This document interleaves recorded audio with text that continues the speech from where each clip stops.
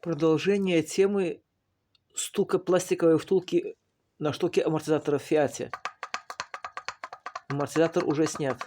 Демонстрирую, какой люфт. Сделано так. Конструкция такова. Втулка находится в самом верхнем положении за счет того, что пыльник амортизатора растянут. Здесь же пыльник сжался, и втулка упала вниз.